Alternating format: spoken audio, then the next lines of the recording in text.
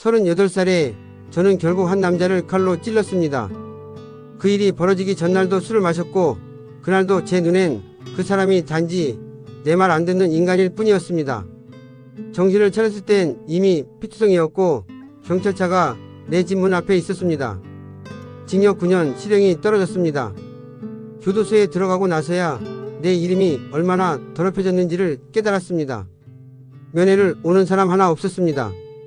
어머니는 제가 수감된 지 2년 만에 돌아가셨고 아버지는 연락조차 끊겼습니다. 형은 저보다 먼저 들어왔다가 어디론가 이감되었고 누나는 결혼 후 연락이 두절됐습니다.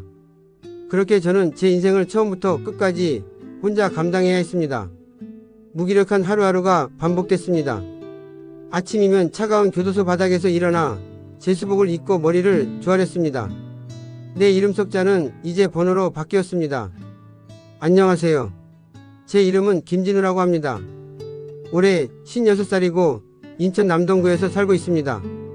지금은 작은 철물점을 하며 주일엔 교회에서 청소년 사역 봉사를 하고 있지만 그저 몇 년 전만 해도 제 이름 석자를 내 입으로 말하는 것조차 부끄러운 사람이었습니다. 저는 가난한 집안이 셋째 아들로 태어났습니다.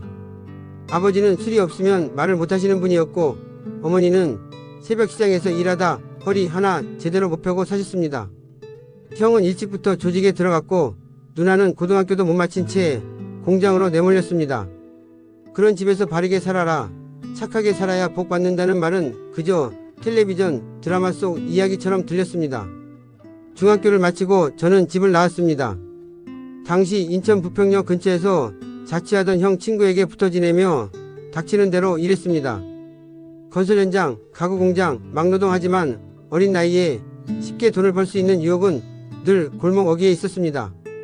처음엔 심부름이었고 다음엔 폭행이었고 나중엔 조직에서 마약 전달체까지 하게 됐습니다.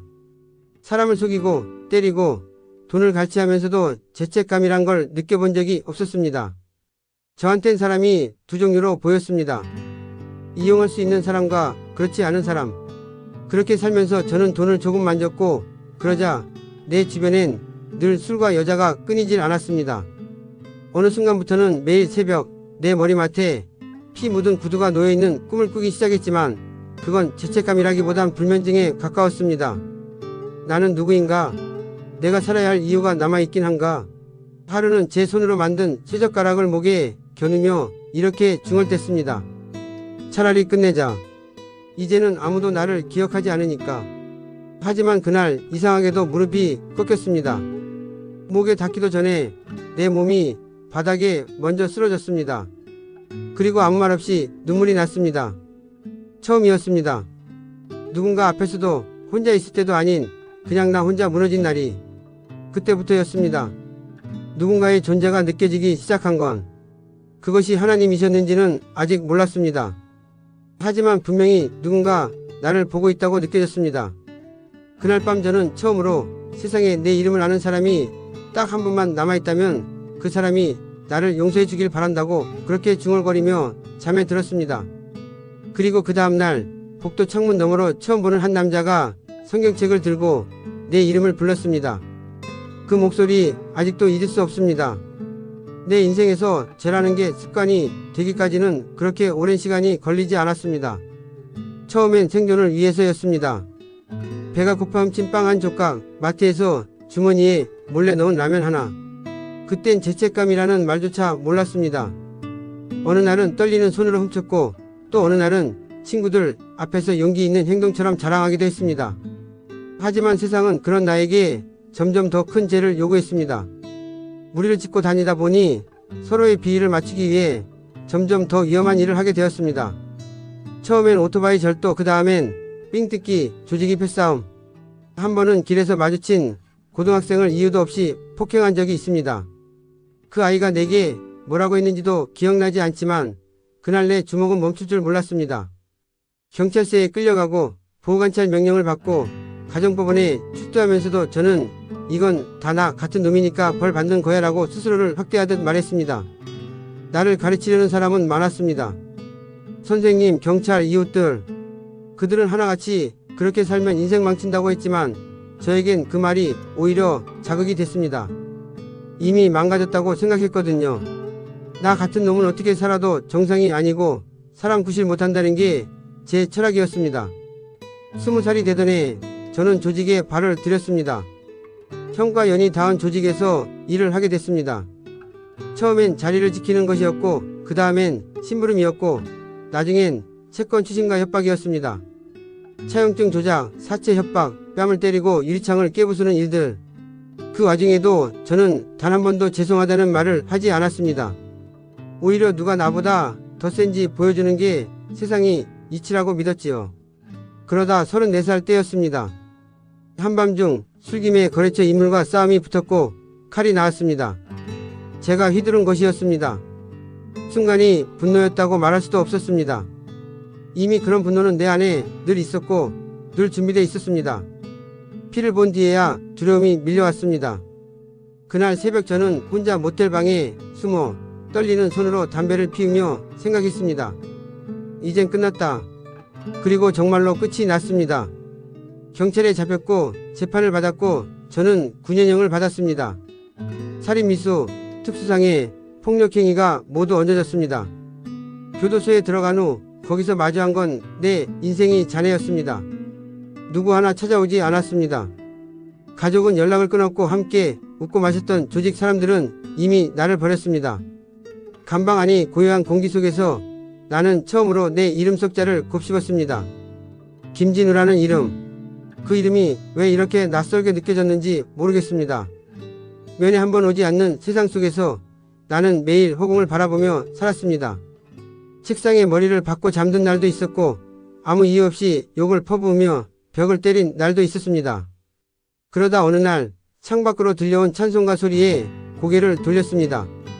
예수가 함께 계시니 시험이 오나 겁없네 어딘가에서 교도소 봉사팀이 들어와 예배를 드리고 있다는 소문이었습니다. 처음엔 코웃음이 나왔습니다. 무슨 예수? 신이 있었다면 나 같은 놈을 이 지경으로 만들었을 리 없지 않습니까? 그 노래가 울리는 순간조차 나는 조롱하듯 중얼거렸습니다. 그만 좀 해라. 여기 있는 사람들 전부 하느님 버린 인간들이야. 하지만 그날 이후 이상하게 그 찬송가가 내 귓가를 떠나지 않았습니다. 거짓말처럼 하루에 몇 번씩 그 가사가 머릿속을 맴돌았습니다. 시험이 오나 겁없네. 예수가 함께 계시니 나는 그 노래가 싫었습니다. 싫은데도 지워지지 않았습니다. 밤이면 떠오르는 그 가사. 내가 제일 두려워하던 단어가 겁이었다는 걸 그제서야 깨달았습니다. 겁이 나서 죄를 지었고 겁이 나서 사람을 때렸고 겁이 나서 내 감정을 가렸고 겁이 나서 늘 먼저 소리를 질렀습니다. 나는 참 겁 많은 놈이었습니다. 그 노래는 나에게 말하고 있었습니다. 너 겁이 많지? 그런데 예수가 함께 계시면 그 겁에서 자유로워질 수 있어. 그렇게 제 마음은 천천히 아주 조심스럽게 흔들리기 시작했습니다. 감옥이란 공간은 참으로 이상한 곳입니다. 시끄럽기도 하고 무섭기도 하지만 그 안에서 가장 견디기 힘든 건 침묵입니다. 낮에도 조용하고 밤엔 더 조용합니다. 새창살 하나 사이로 사람 목숨이 바뀌는 그 세계에서 저는 아무 말 없이 매일을 버텨야 했습니다. 처음엔 버티는 게 전부였습니다. 9년이니까 하루하루 셈하면서 살자. 그게 제 계획이었습니다. 그냥 숫자를 세며 견디다 보면 언젠간 나갈 수 있으리라. 그런데도 시간이 지나면서 그런 각오조차 허물어졌습니다. 달력이 아무리 넘겨져도 내 인생은 멈춰 있었고 바깥 세상은 계속 흘러가고 있었습니다. 어머니가 돌아가셨다는 소식을 들은 건 수감된 지 2년째 되던 해였습니다. 교도소 교도관이 조용히 부르더군요. 김진우 유족 사망통보서다. 어머니 돌아가셨다. 그 말 한마디에 제 가슴이 무너졌습니다. 나는 아무것도 할 수 없었습니다. 임종도 못 지키고 장례식장에도 못 가고 영정사진도 보지 못했습니다. 울고 싶어도 제대로 울 수가 없었습니다. 왜냐면 감옥에서 울면 약한 놈이 되거든요. 그래서 저는 이불 속에서 입을 틀어막고 울었습니다. 어머니가 마지막으로 남긴 말은 진우야, 너라도 살아야 한다, 살아야 해였다는 것을 편지를 통해 전해 들었습니다. 그날 이후로 저는 조금씩 무너졌습니다. 아침마다 눈을 떠도 아무런 의미가 없었고 밥을 먹어도 맛이 없었습니다. 내가 왜 살아야 하지? 그 질문이 머릿속에 맴돌았습니다. 그러다 문득 떠오른 건 그 찬송가였습니다. 예수가 함께 계시니 시험이 오나 겁없네. 교도소 교회 봉사자들이 부르던 그 노래의 말입니다. 이상하게도 그 가사는 제 귀를 떠나지 않았습니다. 머릿속에서 맴돌았고 어느 날은 자다가 꿈에서도 흘러나왔습니다. 그러던 어느 날 저는 작은 결심을 했습니다. 그래, 예배라는 걸 한번 가보자. 그저 궁금했습니다. 하나님이 정말 있다면 나 같은 놈도 받아줄까? 아니, 받아주지 않는다면 그건 신이 아니지 않을까? 교도소 예배실은 생각보다 따뜻했습니다. 봉사 오신 분들은 다정했고 눈을 맞추며 말을 건넸습니다. 어떤 분은 제 손을 꼭 잡아주시며 말했습니다. 진우씨, 잘 오셨어요. 하나님은 당신을 기다리고 계셨어요. 그날 저는 처음으로 무릎을 꿇고 기도했습니다. 뭐라고 기도했는지도 기억이 잘 나지 않습니다. 그저 계속해서 중얼거렸습니다. 하나님, 진짜 계시나요? 하나님, 제발 저 좀 봐주세요. 하나님, 기도를 드리는데 이상하게 눈물이 났습니다. 눈물이 하염없이 났습니다. 그리고 마음속 깊은 곳에서 뭔가 말로 설명할 수 없는 따뜻함 같은 것이 올라왔습니다. 그 순간 저는 깨달았습니다. 나는 지금 누군가에게 진심으로 살고 싶다고 말하고 있구나. 그리고 누군가는 그 기도를 듣고 계시구나. 그날 이후 저는 매일 성경을 읽었습니다. 아침이면 시편을 펴고 밤에는 요한복음을 읽었습니다. 다 읽고 나면 눈을 감고 기도했습니다. 기도라는 것이 처음엔 어색하고 민망했지만 하루하루 점점 익숙해졌습니다. 그리고 마음이 바뀌기 시작했습니다. 예전엔 누가 나를 건드리기만 해도 화부터 났습니다. 하지만 어느 날부터는 나보다 어린 수감자가 실수해도 괜찮아. 사람은 다 실수해라고 말할 수 있게 됐습니다. 누군가 화를 내도 예전처럼 대들지 않았습니다. 가슴 깊은 곳에 평안이라는 게 자리 잡았기 때문입니다. 어느 날 성경 말씀 한 구절이 제 마음을 완전히 무너뜨렸습니다. 내가 죄인을 부르러 왔노라. 마가복음 217. 죄인인 나를 버리러 오신 게 아니라 부르러 오셨다는 이 말씀. 그 말씀 앞에서 저는 한참을 울었습니다. 감옥이라는 세상과 단절된 공간에서 나는 비로소 세상과 연결되는 길을 찾았습니다. 그것은 사랑이었고 용서였으며 바로 하나님이셨습니다. 감옥에서 3년이 지나고 있었습니다. 그 긴 시간 동안 저는 매일같이 성경을 읽고 기도했습니다. 누군가 보기엔 그저 반복이었을지 모르지만 저에게는 매일이 조금씩 변하는 날들이었습니다.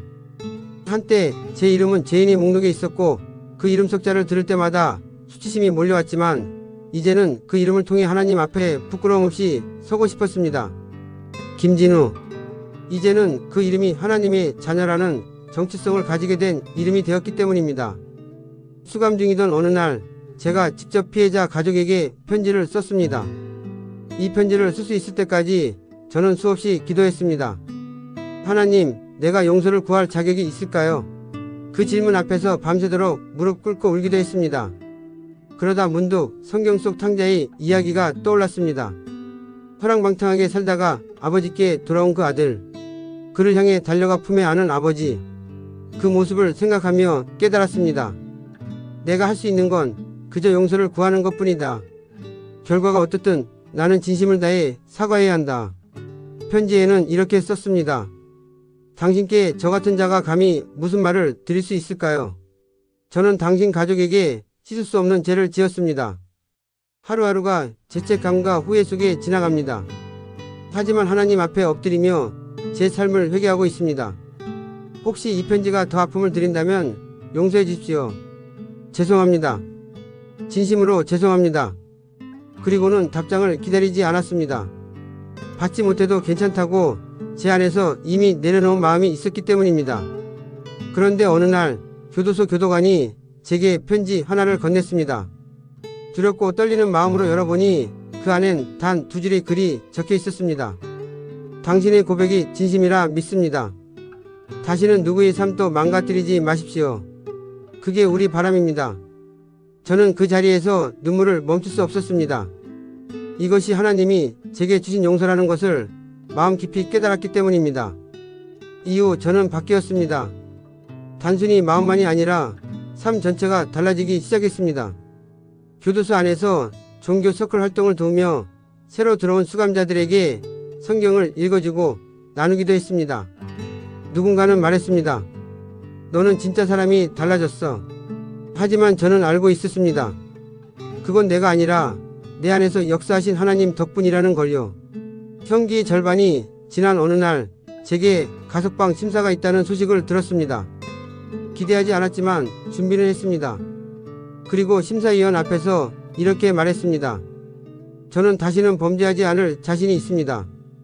그 이유는 제가 이제 하나님 앞에 살기 때문입니다.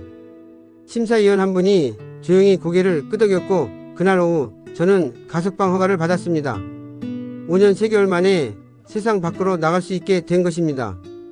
출소하는 날 하늘은 유난히 맑았습니다.